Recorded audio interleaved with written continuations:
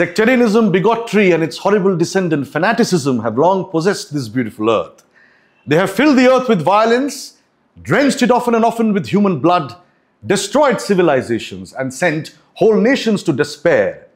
Had it not been for these horrible demons, human society would be far more advanced than it is now. But their time has come.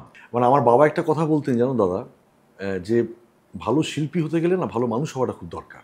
তো আমার কাছে সঙ্গীত definitely একটা escape হতে পারে, আমার জীবন হতে পারে, আমার সব কিছু। আমি হয়তো 10খানা রাগ জানি না, আমি হয়তো 5টাই জানি, কিন্তু 5টা আমি কতটা ডেপথে গিয়ে ডিটেলে জানছি বা শিখছি সেটাও ডেফিনেটলি ইম্পর্টেন্ট।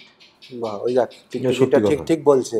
তুমি রেয়াজ না করলে কিন্তু তুমি যেটা চাইছো তুমি সেটা কখনো করতে পারবে না। কোনটা ঠিক, what is the right process, মানে এটা কি এইভাবে কি গান বাজনা এইভাবে কি রেকর্ডিং করা উচিত?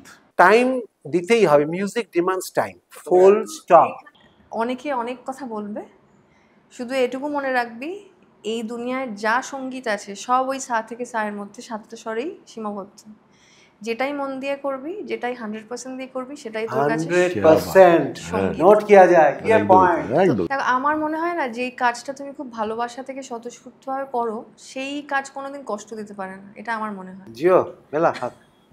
রেয়াজটা শুধুমাত্র প্র্যাকটিস হতে পারে না, তোমাকে কিছু নির্দিষ্ট সময়ে মানে 15 মিনিট হলেও দিনে দিতে হবে গান শোনা, প্র্যাকটিস করতে, গান তৈরি করতে। যত বয়স বাড়ছে না আরো বেশি মনে হচ্ছে যে গানটাকেই প্রাধান্য রাখি, মানে এটারও আমার এখন এটা একটা। এবং আরেকটা জিনিস কি হচ্ছে জানো তো, একটা গান যখন তৈরি হচ্ছে ওই গানটা মানুষের কাছে পৌঁছতো না পৌঁছতেই সাইমালটেনিয়াসলি আরেকটা অন্য গান তার শ্রোতাকে চাপানো হচ্ছে। তুমি বলছিলে না যাপন করা, ফোকাস, এই ব্যাপারটাই চলে গিয়েছে অনেকটা।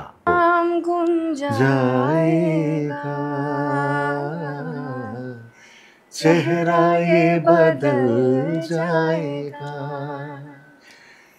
मेरी आवाज़ ही पहचान है, गर यार